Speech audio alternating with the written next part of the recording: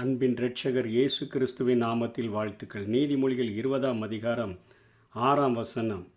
மனுஷர் பெரும்பாலும் தங்கள் தயாளத்தை பிரசித்தப்படுத்துவார்கள், உண்மையான மனுஷனை கண்டுபிடிப்பவன் யார் என்று சொல்லி நேற்றைய தினத்திலே நாம் தேவனுடைய செய்தியை நாம் ஆராய்ந்தோம். இன்றைக்கு உலகத்திலே வாழ்கிற பெரும்பாலான ஜனங்கள் பிரசித்தத்தை மாத்திரம் விரும்புகிறபடியினால உண்மையான அன்பில் யார் கிரியை செய்கிறார்கள் என்பதை கண்டுபிடிப்பதில் அத்தனை குழப்பங்கள் இருக்கிறது என்கிறதின் அடிப்படையிலே இயேசு கிறிஸ்து அந்த மலையின் மேல் ஏறி, அதாவது பாரம்பரியத்தின் மேல் ஏறி அமர்ந்திருந்து புதிதான தன்னுடைய பரலோகத்தினுடைய சித்தத்தை ஜனங்களுக்கு சொல்லிக் கொடுத்ததை பார்த்தோம். ஜெபிப்பது எப்படி ஜெபிக்க வேண்டும், தர்மம் செய்யும்போது எப்படி தர்மம் செய்ய வேண்டும், அதே போல் ஒவ்வொருவரும் உபவாசிக்கும் போது எப்படி உபவாசிக்க வேண்டும் என்கிற காரியங்களை குறித்து இயேசு போதித்ததை பார்க்கிறோம். இன்றைக்கு அவரை பின்பற்றுகிறவர்களாகிய அவருடைய சீஷர்கள் எப்படியாய் தங்களுடைய வாழ்க்கையிலே பிரசித்தத்தை தேடாதபடி இயேசுவை மையமாக கொண்டு வாழ்ந்தார்கள் என்று சொல்லி நாம் பார்த்தோம் என்று சொன்னால், முதலிலே யோவான் ஸ்நானகனுடைய வாழ்க்கையை நாம் எடுத்துக்கொண்டோம் என்று சொன்னால், யோவான் ஸ்நானகன் மத்தேயு 3ஆம் அதிகாரம் 1ஆம் வசனத்திலிருந்து 11ஆம் வசனம் வரையிலும் யூதேயா வனாந்தரத்தில் பிரசங்கித்து யோர்தான் நதியிலே எருசலேம் நகரத்தாருக்கு, யோர்தானுக்கு அடுத்த சுற்றுப்புறத்தாருக்கு, பரிசேயர்களுக்கு, சதிசேயர்களுக்கு, அங்கே லூக்காவிலே பார்க்கும் பொழுது அவர்கள் போர் சேவகர்களுக்கும் மற்ற ஆயக்காரர்களுக்கும் தன்னிடத்தில் வந்த எல்லாருக்கும் அவன் பிரசங்கித்து அவன் ஞானஸ்நானம் கொடுத்ததாக வேதத்திலே நாம் பார்க்கிறோம். அப்படி அவன் ஞானஸ்நானம் கொடுக்கும் பொழுது அவன் அவர்களுக்கு கற்றுக் கொடுத்த பாடம் என்ன? நான் உங்களுக்கு ஜலத்தினால் ஞானஸ்நானம் கொடுக்கிறேன், என்னிலும் ஒருவர் பின்பாக வருகிறார், அவருடைய பாதரட்சையை சுமக்கிறதற்கு பாத்திரன் அல்ல என்று சொல்லி மத்தேயுவிலே சொல்கிறார். யோவானிலே அவருடைய பாதரட்சையினுடைய வாரை அவிழ்க்கிறதற்கும் நான் பாத்திரன் அல்ல என்று சொல்லி அந்த ஜனங்களுக்கு சொல்லிக் கொடுக்கிறதை பார்க்கிறோம். யோவானிலே சொல்லுகிறார், அநேக நேரங்களிலே இயேசுவை அடையாளம் காட்டி கொடுக்கிறார். இதோ உலகத்தின் பாவத்தை சுமந்து தீர்க்கிற தேவாட்டுக்குட்டி என்று சொல்லி அவர் அடையாளம் காட்டி கொடுக்கிறதை பார்க்கிறோம்.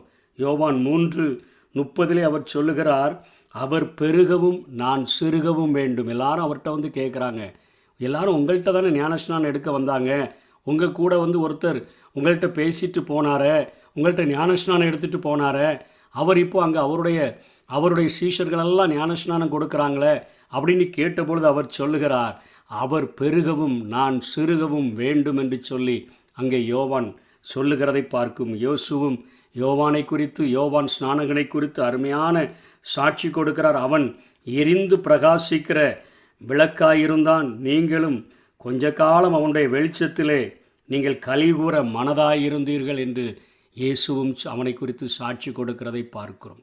எரிந்து பிரகாசிக்கிற ஒரு வாழ்க்கை, தன்னிடத்தில் வந்த ஜனங்களை அப்படியே ஆண்டவரிடத்தில் டிரான்ஸ்ஃபர் பண்ணுகிற ஒரு அருமையான ஊழியத்தை யோவான் ஸ்நானகன் செய்ததை பார்க்கிறோம். எந்த ஒரு விளம்பரத்தையும் தேடாதபடி அவன் யூதேயா வனாந்தரத்தில் இருந்தபொழுதும் யோர்தான் நதிக்கரையில் வந்த பரிசேயர், சதிசேயர், போர்ச்சேவகர்கள், மற்ற எல்லா ஜனங்கள், ஆயத்துறையில் இருக்கிறவங்க, இப்படி எப்போ உயர் பதவியில் இருக்கிறவங்க, கவர்மெண்ட் ஆஃபீஸர்ஸ் எல்லாரும் வந்தாலும் கூட அவர்கள் எல்லாரையும் அவன் ஞானஸ்நானம் கொடுத்து அவர்களுக்கு பிரசங்கத்தை கொடுத்து அவன் அங்கே ஆண்டவராகிய இயேசுவுக்கு நேராக இதோ உலகத்தின் பாவத்தை சுமந்து தீர்க்கிற தேவாட்டுக்குட்டி என்று சொல்லி தான் பிரசித்தப்படாதபடிக்கு எல்லாவற்றையும் தன் ஆண்டவர் மேலே இயேசு கிறிஸ்துவுக்கு அவன் டிரான்ஸ்ஃபர் பண்ணுகிறதை பார்க்கிறோம்.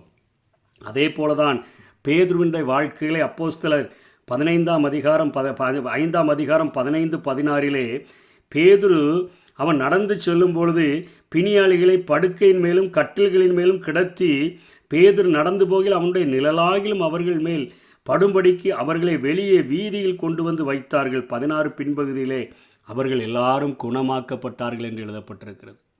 பேதுரு அத்தனையாய் அவனுடைய நிழல் பட்டாலே அவ்வளவு சுகமானாலும் கூட அவன் தன்னுடைய வாழ்க்கையில் பிரசித்தத்தை தேடாதபடி அவன் வாழ்ந்ததை நாம் வேதத்திலே பார்க்கிறோம். பவுலுடைய வாழ்க்கையிலும் அப்போஸ்தலர் 19ஆம் அதிகாரம் 11-12 பவுலின் கைகளினாலே தேவன் விசேஷித்த அற்புதங்களை செய்தருளினார். அவனுடைய சரீரத்திலிருந்து உருமால்களையும் கச்சைகளையும் கொண்டு வந்து வியாதிக்காரர்கள் மேல் போட வியாதிகள் அவர்களை விட்டு நீங்கி போயின, பொல்லாத ஆவிகளும் அவர்களை விட்டு புறப்பட்டன.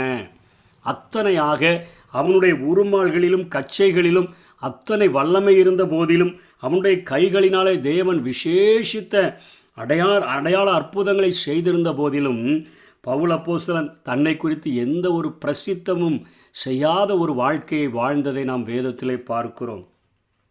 அப்போஸ்தலர் 20ஆம் அதிகாரம் 9-12 வரை கூட அவர் முழுவதும் பிரசங்கித்திருந்து கொண்டிருந்த போது 3வது மெத்தையிலிருந்து ஐத்தீகு என்று ஒரு வாலிபன் கீழே விழுந்து அவன் மரித்தவனாக எடுக்கப்பட்ட பொழுது பவுல் கீழே இறங்கி அவனை அணைத்து கொண்டு அவனுடைய உயிர் அவனிடத்தில் இருக்குதுன்னு சொல்லிட்டு வந்துட்டாரு.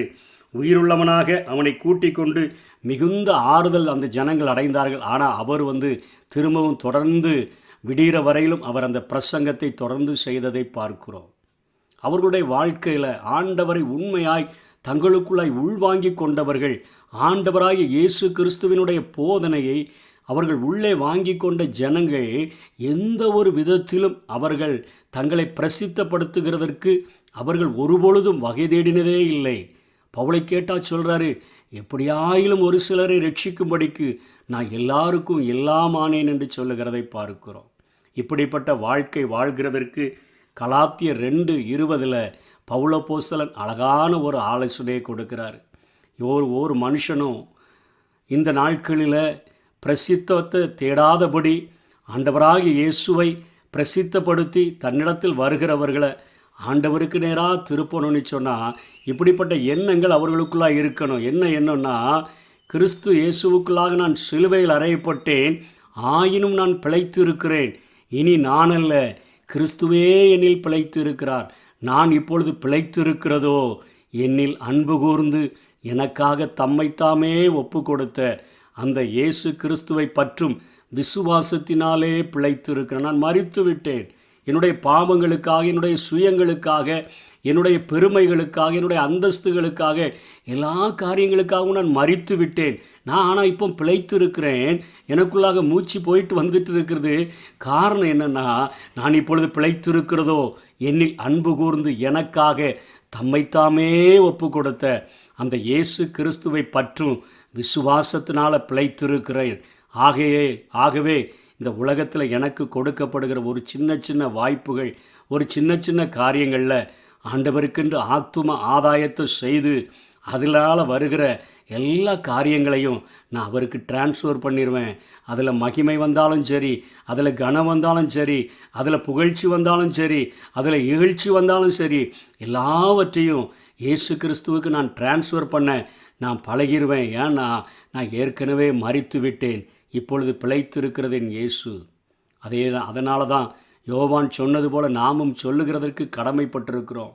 நான் சிறுகவும் அவர் பெருகவும் வேண்டும். நான் சிறுகணும். என்னுடைய வாழ்க்கையில் நான் சிறுக நான் ஹீரோவாக மாற அவர் என்னுடைய வாழ்க்கையில் ஒரு ஹீரோவாக மாறி அநேக ஆத்துமாக்களை சம்பாதிக்கிற ஒரு மிகுந்த பாக்கியத்தை எனக்கு அவர் தர முடியும் அப்படிங்கிற ஒரு வாழ்க்கையை வாழ்ந்தோன்னு சொன்னால் நம்முடைய கனிகளினாலே ஒவ்வொருவரும் அறிந்து கொள்வார்கள், இவர்கள் உண்மை உள்ளவர்கள், உண்மையான அன்போடு கூட இவர்கள் ஊழியம் செய்கிறார்கள். பவுலை குறித்து அப்படி தான் பிரதிபலிப்பாகிறது. அவரே சொல்கிறாரு, உங்கள் கண்ணை எனக்கு பிடுங்கி கொடுக்க நீங்கள் ஒரு வாய்ப்பு இருந்தால் அதை கூட நீங்கள் செஞ்சுருப்பீங்க, அந்தளவுக்கு என்னை நேசிச்சிங்களேன்னு சொல்கிறாரு. உண்மையான அன்பு பவுலிடத்தில் இருந்ததை அவர்கள் கண்டுகொண்டதை நம்ம வேதத்தில் வாசிக்கிறோம். நம்முடைய வாழ்க்கையும் ஒவ்வொரு ஆத்துமாக்களுக்காக செலவு பண்ணவும் செலவு பண்ணப்படவும் உண்மையான அன்போடு கூட எப்படியாயிலும் ஒரு சிலராயிலும் ரட்சித்து பரலோக ராஜ்யத்திற்கு தகுதி உள்ளவர்களாய் மாற்றுகிறதற்கு நீர் எனக்கு தந்திருக்கிற சின்ன வாய்ப்புகளை நான் பயன்படுத்தி என்னுடைய வாழ்க்கையில் மனுஷரால் வருகிற மகிமையை தேடாதபடி உம்மால வருகிற கனத்தையும் உம்மால வருகிற மகிமையையும் உம்மால வருகிற உயர்வையும் மாத்திரமே நான் நாடுவேன் என்கிற வாஞ்சியோடு கூட நாம் வாழ்ந்தோம் என்று சொன்னால் மலையின் மேல் இருக்கிற மாநகரமாக ஆண்டவர் நம்மை மாற்றி பயன்படுத்த முடியும். அப்படிப்பட்ட கிருபைகளை தேவன் நமக்கு தந்தருள்வாராக. ஆமென்.